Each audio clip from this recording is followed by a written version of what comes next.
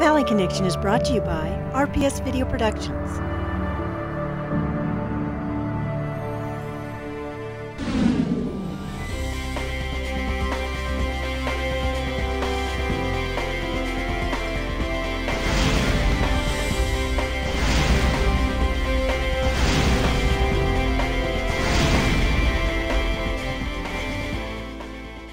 Welcome to this month's edition of the Valley Connection, where we bring you local information of what's happening throughout the Inland Empire. I'm Nancy Lopez. I'm Cesaria Hernandez. Thank you for joining us.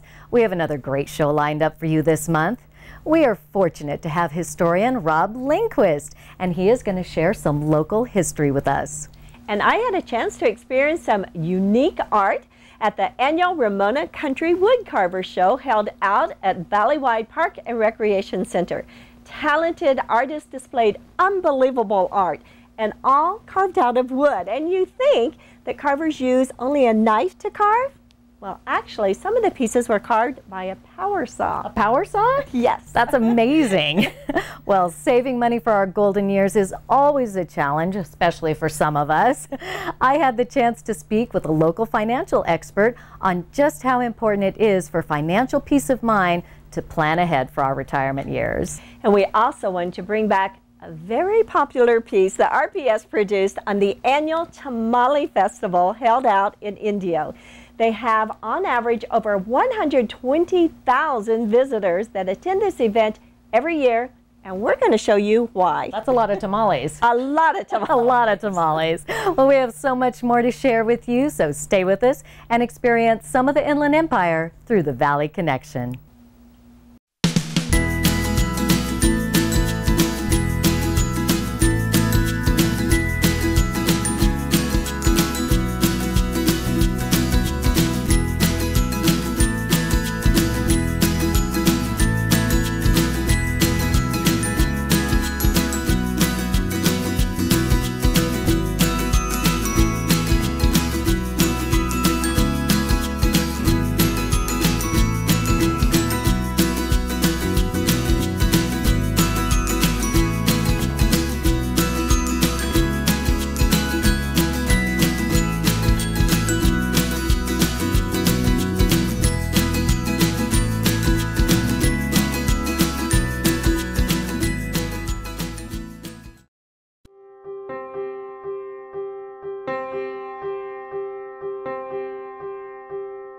Ramona Country Carver's annual wood carving show features carvers from throughout the state.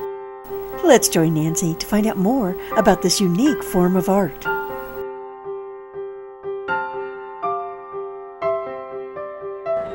I'm here at Valleywide Park and Recreation with Roger Harrison, president of Ramona Country Carvers, and we are here to celebrate the 37th annual wood carving show. Yes, welcome. Well, thank you very much. I see all kinds of different artwork here. What are some of the things that you guys have on display?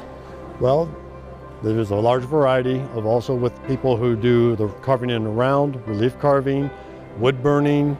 If it can deal with wood, they'll do it, just for the carving part itself. Are there some really unique pieces that people just stop and go, wow, I've never seen that made out of wood before? That is correct. We do. There's things they'll look at it and say, is that really wood? Yes, it is. Everything in here is wood. There's no pottery makeup or anything else. It's just strictly all wood. The club itself, they work together as much as they can. You have questions. We have people who know what they're doing, and they'd be glad to give you, tips on how to do it a little bit better.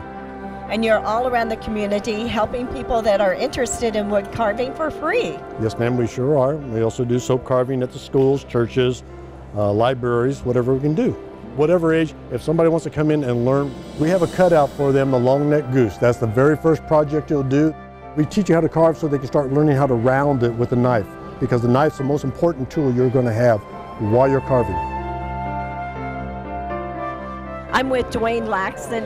You have been teaching wood carving for 7 to 8 years. I hear he's a master teacher. Dwayne, I know these are free classes you offer to the community, and you actually start out with something like this for the first-time carvers. What is that? This is what they call a long-necked goose. Now, we give you a pattern. We have you cut this out. You know, this is already done for you.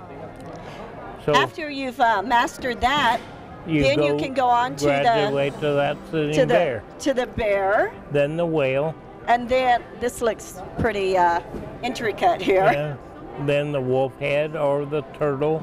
You can carve any wood, you know, but the basswood is the thing. It's softer. It's tight grain and it's fairly hard, but it's not too hard to start with. The whole purpose of this project is to teach you all the different cuts and the different grains in the wood and how, you know, without going into a lot of detail right now, that's all I want you to learn with this project. Then you graduate to that one, and I want you to do this one all with a knife. All these other tools, as you see, just make certain cuts easier. Right. Thank you so much, Dwayne. I'm anxious to get started.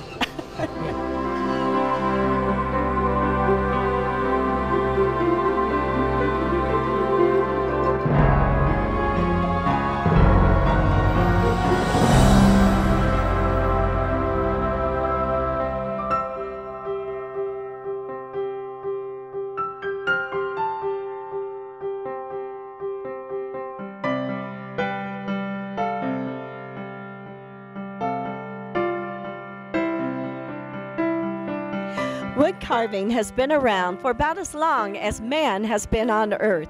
It is an art form common through all cultures. So I would imagine as long as there is wood and there is man, there will be wood carving.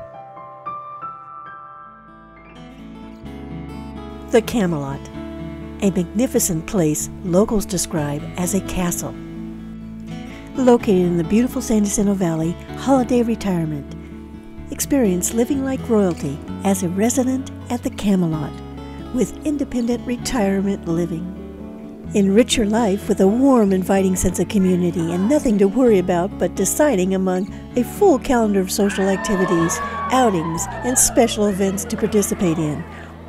Or you just might want to sit back and join in on a weekly fireside chat with friends and staff. Enjoy delicious and nutritious food as a chef prepares 3 meals a day for you. Whether you want a studio, 1 or 2 bedroom suite, they all come with a kitchenette and a refrigerator. Individually controlled heating and air conditioning with each suite, along with weekly housekeeping and linen services. As you experience the beautiful interior with 6 atriums throughout the building, come and enjoy the unique grounds of the Camelot. Independent retirement living and pet-friendly, one of over 300 holiday retirement communities across North America.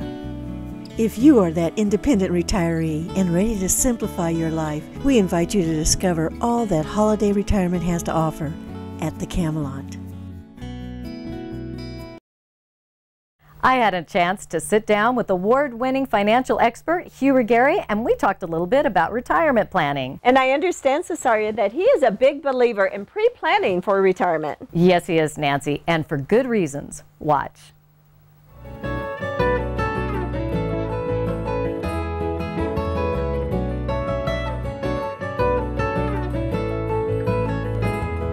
Welcome back. We are fortunate to be joined by Hugh Ruggieri of Ruggieri Financial. And Hugh, today we are talking about baby boomers. First off, Hugh, can you define the term baby boomer generation for us? Yes, that's a big subject. Baby boomers, or people born after World War II from 1946 through 1964, are considered baby boomers, the largest population in our country. Oh my goodness. So approximately how many baby boomers do we have right now? I don't know exactly, several million, but there are over 10,000 baby boomers going into retirement every day and will last for the next 10 years. Wow, that's a lot of people facing retirement. What are some of their concerns? Concerns are, number one, because this generation of people are living longer than any other generation. Will I have enough money to last the rest of my life? What are the major differences that you see between the baby boomer generation and generations past? Generations past during the war and previous to that were called the GI generation. That generation of people saw every major transition in America. They went through a war. They went through rationing. Part of them went through the Depression. Those people knew exactly what a dollar was and saved as much as they could. The problem was most of them during their lifetime ran out of money. Their children, who are now the baby boomers, have enjoyed luxury that no other generation have seen. Good jobs, making more money, more opportunity. What are some of the financial options for baby boomers that are getting to retirement age? That's a good question. Most companies that people work for have an option to participate in a 401k or a 457 and different other defined benefits that are offered to all employees.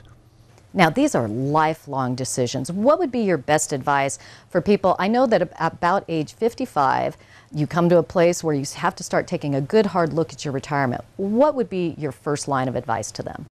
Procrastination is the biggest fault of baby boomers. We always want to put things off till tomorrow. And most of the time when we put things off, things don't get done, and then we make rash decisions that may affect our lives. By 55, they should have somewhat of a plan in place. It's very important. You can't wait till the last minute to retire. Now, for folks that have taken a look at their retirement, should they get a second opinion? A second opinion for retirement is the most important thing they can do. Most companies offer a plan. It may not necessarily be the right plan for the person, but to me, you need to get a second and maybe even a third option for your retirement, because the decisions you make will last the rest of your life. Give me the good news about the baby boomer generation, speaking financially and towards retirement. The baby boomer generation have in assets over $12 trillion. Properly positioned, properly planned, the baby boomers should have an absolute great, wonderful retirement. Oh, well, that's good news, especially for a lot of us. It's something to look forward to. And we thank you, Hugh, for sharing all of those insights with us. And we'll be right back right after this. For more information, visit RuggieriFinancial.com.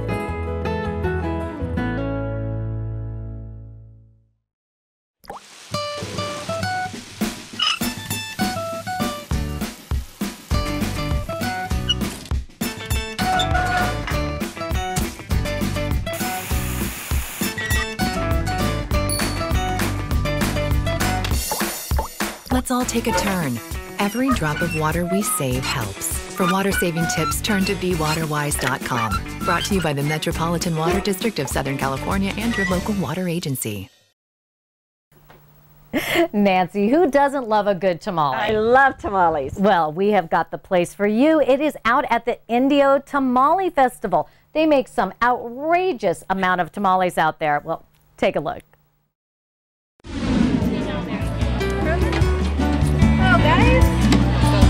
What a beautiful weekend for the Indio International Tamale Festival. For centuries, it's been known to be a Mexican tradition after Thanksgiving to start preparing tamales for the Christmas Eve celebration, Las Posadas. Joining us now to tell us all about it is Jim Curtis with the City of Indio. It's our 23rd Indio International Tamale Festival. We have great weather for it. It's 23 years, so 1992, our Downtown Merchants Association kind of got together and said, hey, how do we get people to downtown Indio? And they came up with the tamale, which is a rich, traditional holiday meal, and said, let's have a little tamale festival. So 23 years ago, it started. It was a half-day event. They had 15 tamale vendors, and they had about 2,500 people. That's how it started. Now here we are 23 years later. We have 315 vendors. We have over 100,000 people that come here. We hold the world record for the largest tamale festival at 125,000 record. It's a Guinness Book of World Records. And tamale and having it at Christmas time, that's the tradition. That's why we do it in the beginning of December. And when people come here at this time, they buy their tamales, they freeze them, and they eat them when the holiday comes. We have so many kinds of tamales here. There's the traditional, which is your pork, your beef, your chicken tamales, but we also have a lot of tamale vendors that come here because they want to test out their tamales. Most, they have strawberry daiquiri tamales. We have chocolate tamales with raspberry on top. The winner last year was a caramelized banana, chocolate, and what was their secret ingredient? Banana and peanut butter. That's what won last year. That was the best overall tamale. So they're here again this year. They've already sold a ton of those types of tamales, but I personally like the traditional ones. I'm a big pork, chicken, and beef guy, but that dessert tamale tastes like a piece of cake to me, and I loved it. We have so much to offer for all types of the family here. We have a carnival, we have a kiddie land, we have 3 beer gardens, we have 5 stages of entertainment. There's stuff for the whole family to come for the Tamale Festival. It's so much fun with all the vendors here. We have arts and crafts vendors, we have tamale vendors, we have other food too, so if you don't like tamales, it's okay. We have barbecued people here, we have Chinese food here, we have pizza here, we have roasted corn, we have kettle corn, we have it all. Come on down. You can't blame Jim's excitement. There is so much to experience at this year's festival, and what a crowd! Besides the great food, one of the big draws for the kids was a group from Living Desert and their animal friends. You know what, we kind of call this the kickoff for the Coachella Valley, because it's one of the first events in the Coachella Valley, and here in Indio, we love having this event to kick off our season, because our season runs through next April and through next May. So we kick everything off here with the Tamale Festival, and then there's festivals that go on from now on, including a couple other here in Indio. This event is important to us. We love having everybody come down and see what Indio is all about, and the guests that come down here, they have such a great time. And as I said, it kicks off the season, and we're ready to go.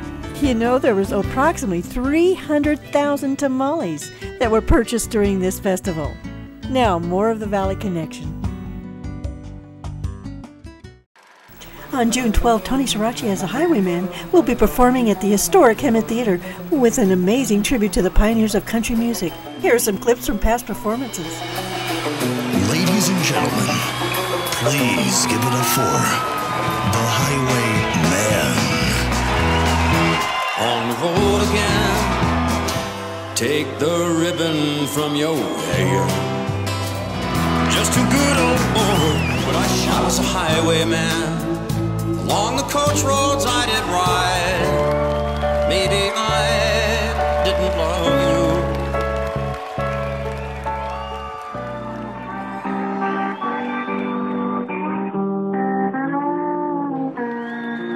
I'm crazy for thinking that my love could hold you.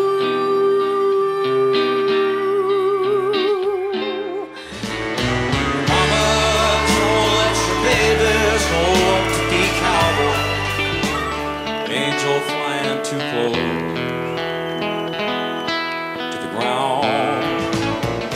I was a sailor, I was born upon the tide. Yeah, feeling good was easy long when he sang the blues. You know, good enough for me and my body again.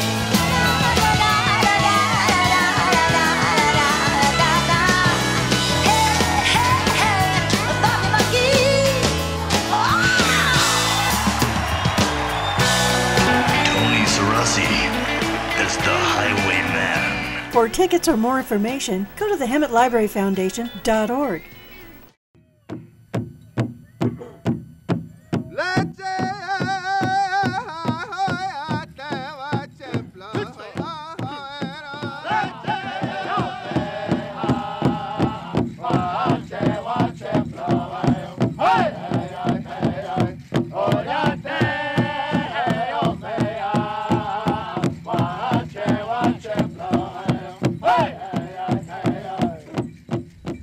We're out here at the beautiful Ramona Bowl, and I am joined by Steve Alvarez and his brother Noel Alvarez, and they are the spokespersons for Redtail Spirit Singers and Dancers. And Steve, let me ask you just a little bit about how this group got started. Well, this group got started about 14, 15 years ago.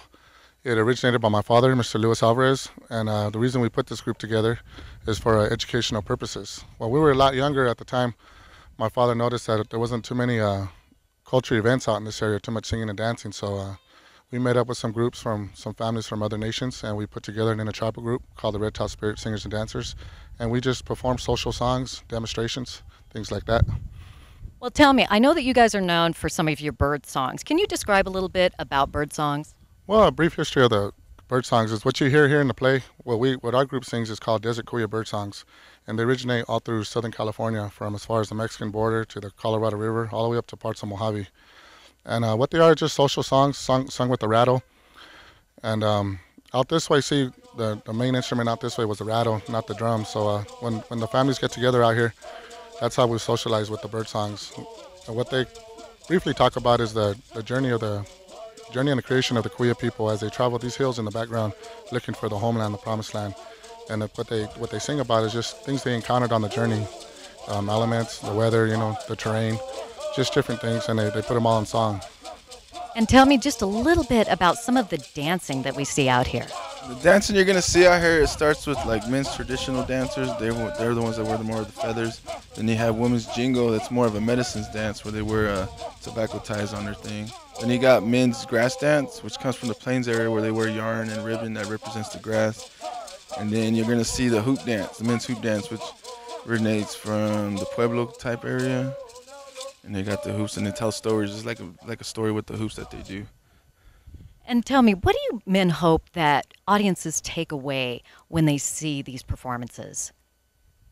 What we want the audience to take away is just a piece, because we're throwing a lot at them. We just want to throw them a piece of what our culture is about, with the singing and dancing, what it all means, and how it goes together in each song and each dance.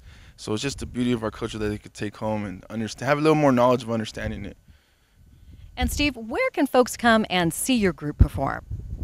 Well, first of all, they want a pageant, but our group, we're strictly a volunteer group. We go from different places, different community events. We do different colleges, different schools, and what we do, we go out and just give a demonstration, kind of educate the people a little bit about our songs and our dances. But usually you'll find us anywhere here in the community, any local event, any culture events in Riverside County, San Bernardino, wherever. We like to travel, but we just like to come out, and the kids like to express themselves through song and dance and share all this knowledge with the public. Well, we sure are thankful for that, and my goodness, it is so beautiful. Be sure to get your tickets and come on up here and see them in the Ramona pageant, and catch them at local powwows too. We're going to be right back with more of the Valley Connection right after this.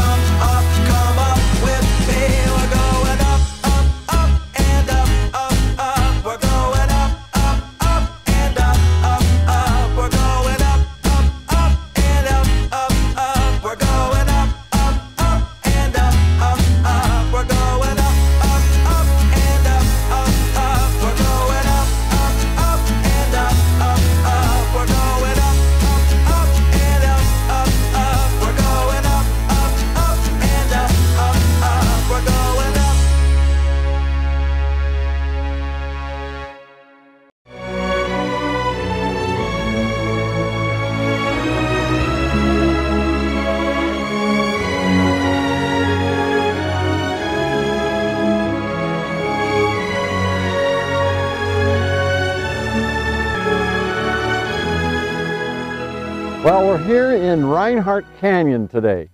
This is west of Hemet. It was settled by a family in 1888, the Thomas Reinhardt family.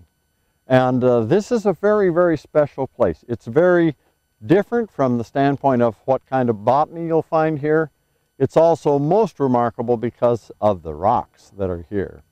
One of these rocks is the one that we're going to be talking about today, and that is what has been called the Maze Stone, or the engraved rock. It was discovered by the Reinhardts and then kind of rediscovered in 1914, and it became a very popular attraction in the Southern California area when you're looking for Indian rock art. And this one is very, very significant. Think about this place. We'll see scenes from this canyon area here in Reinhardt Canyon that will tell you that this was a place of seclusion.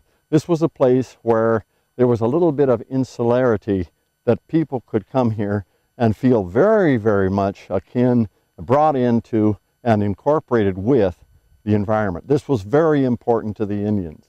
If you look around here, you will see, as we go through, these huge rock formations, this very, very granitic kind of environment. It's the perfect place not only for a village site, but more importantly, for this special kind of rock art. So what we're looking at when we're facing this rock, it faces to the east, and it is a depiction, the primary design of which is a swastika, and the swastika is turning in with its arms turning toward the clockwise motion, so it's in a clockwise form. It is interesting in that there is no entry point and no end point to this kind of a labyrinthine maze. It doesn't, there is no door in and door out. This maze is maze stone. There's one that was found in another part of the Juniper Mountains. It's not unusual, but the main thing is it may have been a dream vision type of a symbol or a design, and it may have been actually, this may have then constituted something like a shamanic site. It may not have been, it's in a secluded place. It may have been may or may not have been part of a village site. Just one shot here of a rock that's down here. It's been split up by natural processes, by freezing, heat, and all that over the years. What it forms is a kind of a wall, or part of a wall, for what would then be a shelter, a quiche, an Indian dwelling. And part of that dwelling would use that wall as a hearth place and an additional wall and sometimes a creche to store things in. These rocks are so prevalent here that you would find this being one of the basic materials for building dwellings in Indian villages. I've got in my hand some black sage. It's just one representative of a really diverse floral garden here in this place. One of the things that is prevalent here is the Russo vada. It's called a sugar bush. Another thing is, another tree is down here, it's an elderberry. The juniper is here, typical of the Juniper Mountains, and it's a beautiful environment. If nothing more than to just come up here for the silence, looking at the brittle bush, salt bush here, the buckwheat, all these various flora, the hawks, the little wren, the bush wren that I call the happy bird, all these sounds and this silence, this beautiful place. This is like a kind of like a sanctuary. And I'd invite you to come up here not only to look at the rock, but just to experience Reinhardt Canyon. You can find more information about our wonderful valley in the Hemet and San Jacinto books published by Arcadia Publishing.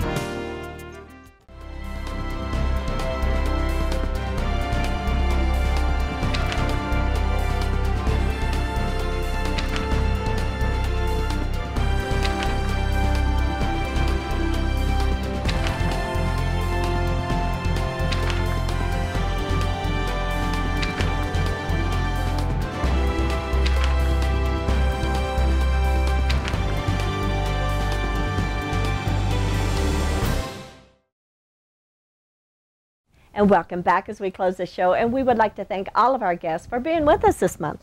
And if you would like to see this show or many of our previous programs, please go to our website, www.thevalleyconnection.net.